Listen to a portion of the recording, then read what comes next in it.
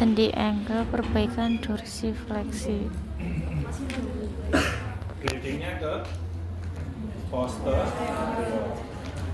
Jadi cara yang pertama adalah posisinya terlentang seperti ini, turun naik.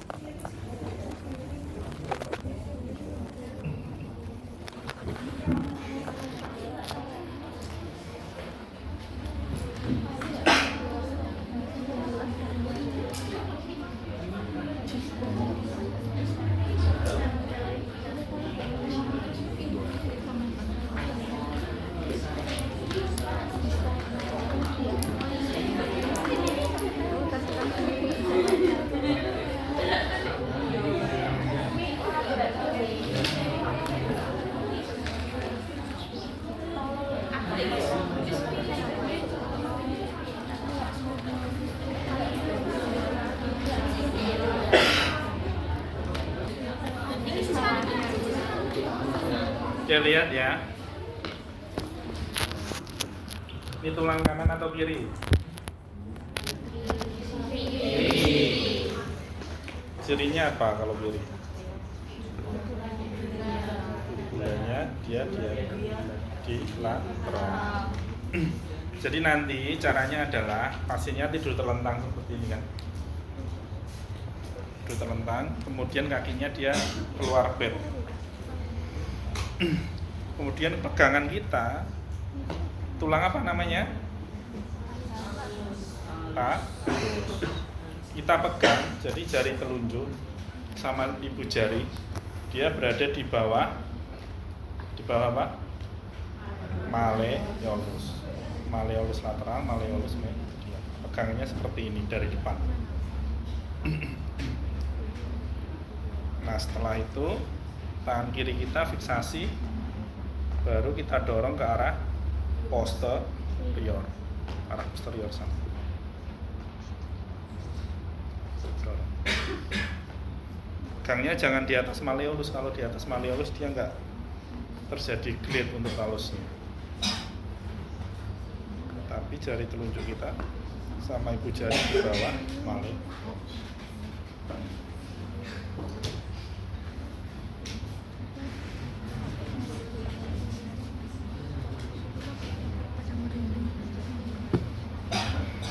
Oke, posisinya seperti ini.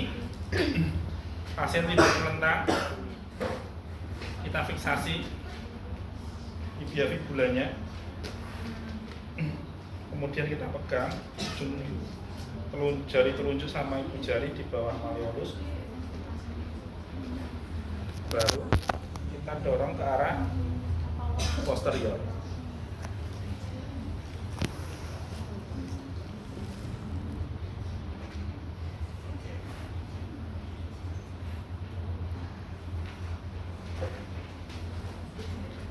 Dorong aja ke arah posterior.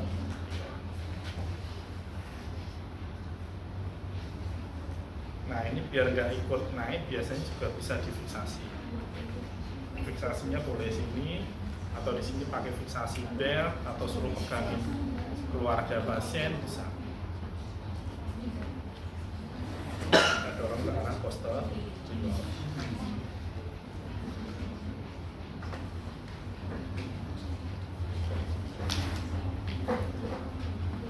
Lihat ya, gerakannya adalah translasi sekali lagi.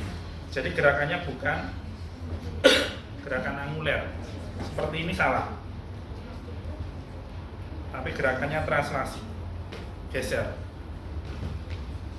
Gerakannya geser.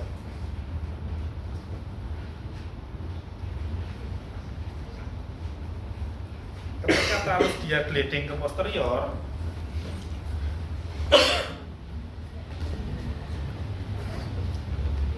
tibia dia gliding kemana?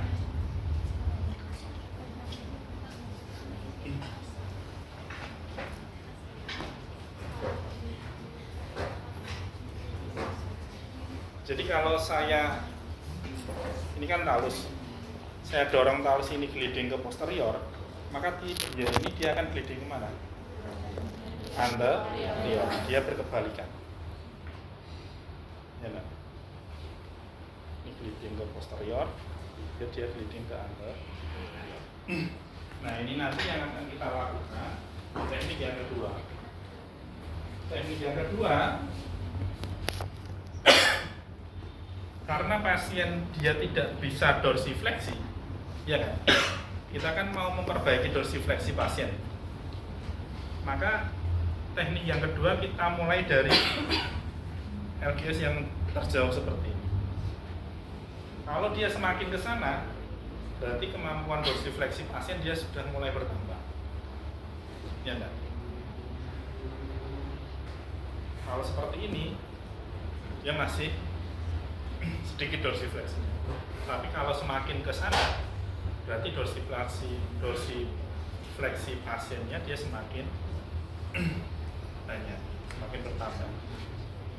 Apalagi nanti ketika pasien itu diminta untuk jongkok, tahu jongkok? Posisinya gimana? Bisa jongkok mas? Jongkok aja dia. Nah, yang terjadi apa? Yang rata, yang rata. Nah, dihadap sana, hadap sini biar kelihatan. Yang terjadi apa? Ankle pasien. Dorsifleksinya dia lebih dari 90, kan? Maka ketika tidak dapat dorsifleksi, dipastikan pasien dia tidak bisa jongkok juga. Oke, kembali teman-teman.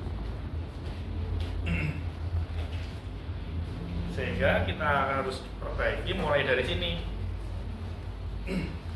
Yang kita lakukan apa? Kita fiksasi talusnya. Ibu jari sama jari telunjuk selalu dia di bawah malleus. Ketika talus dia ke posterior, tibia gliding ke anterior. Berarti sama halnya tibia ini kita tarik ke anterior. Ya, bisa dibalik terserah, tergantung mana yang lebih kuat tangan kalian. Nah, tarik ke anterior sehingga talusnya dia gliding ke posterior.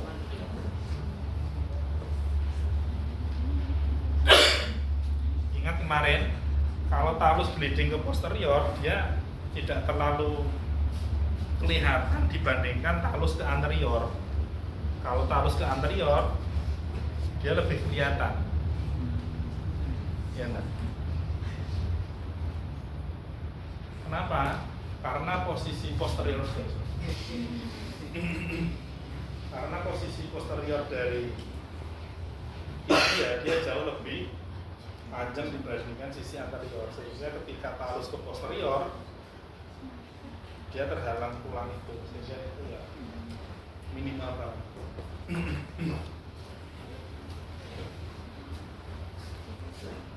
Oke, jadi caranya fiksasi, lalu tarik ke anterior tibianya.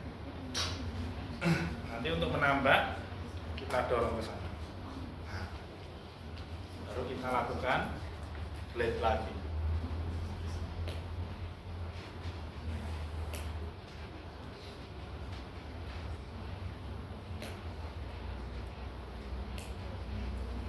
Nanti tambah lagi, lakukan blade lagi.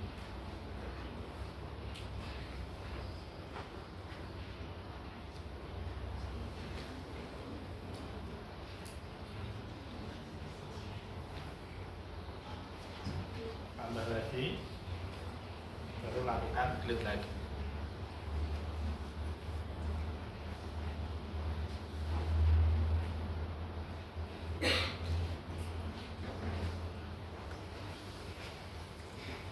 Oke, itu untuk perbaikan dorsi.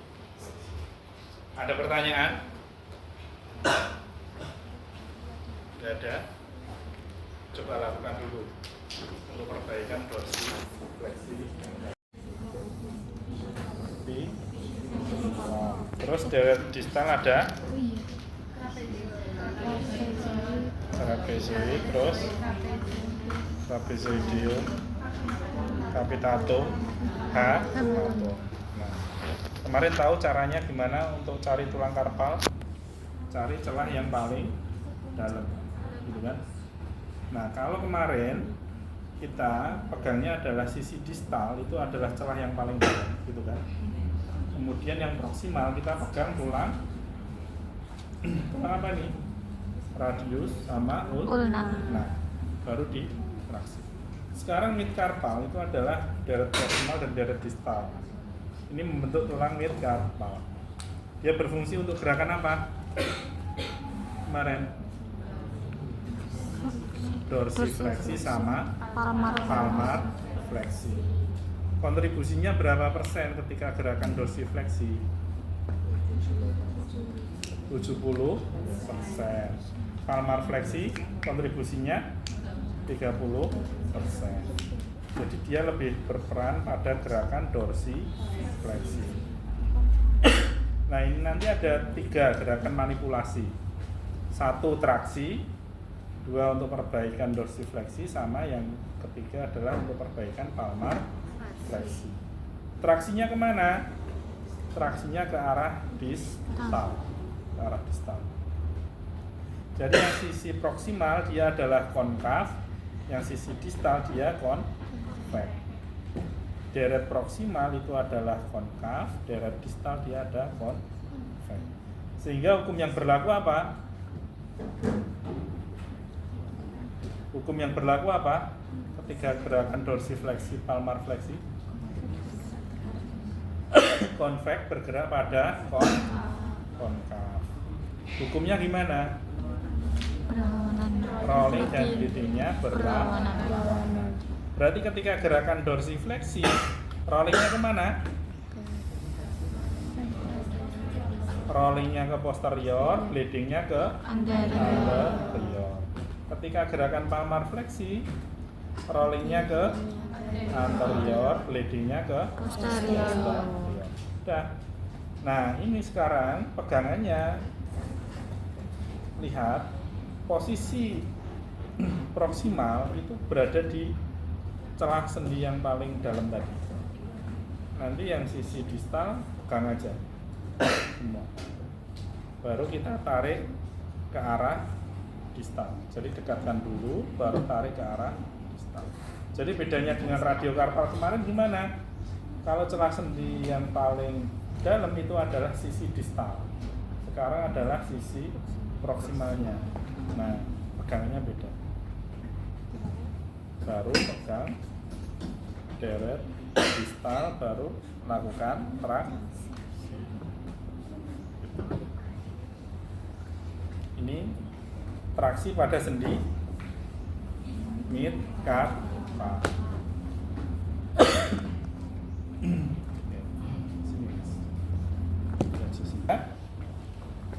Pakai ibu jari dan jari telunjuk, cari celah sendi yang paling dalam. Nah, ini yang sisi proksimal. Kemudian sisi distal, pegang aja semua. Udah. Habis itu dekatkan dengan tubuh kita supaya apa? Tenaganya maksimal. Baru kita traksi. Nah, traksi.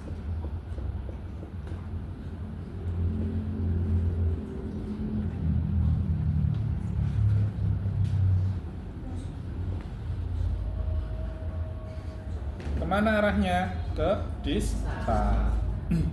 Kemudian yang kedua, yang satunya aja biar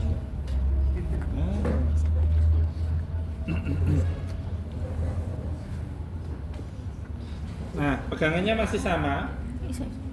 Sisi proksimal kita pegangannya adalah di celah sendi yang paling dalam tadi. Kemudian pegang, kita dorong ke anterior. Glide ke anterior. Berarti untuk perbaikan apa? Glide ke anterior. Perbaikan dorsifleksi. Kenapa? Karena konveks bergerak pada konkav. Jadi kalau glide ke anterior untuk perbaikan dorsifleksi. Nah, pegang sama pegangannya, baru kita dorong ke anterior.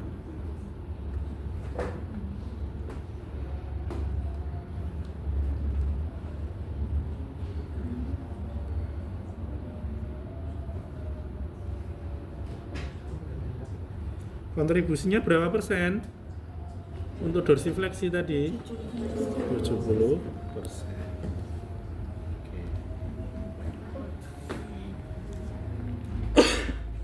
Sekarang untuk glide ke posterior, pegangannya masih sama. Relax. Baru kita glide ke posterior. Untuk perbaikan apa? Palmar flex.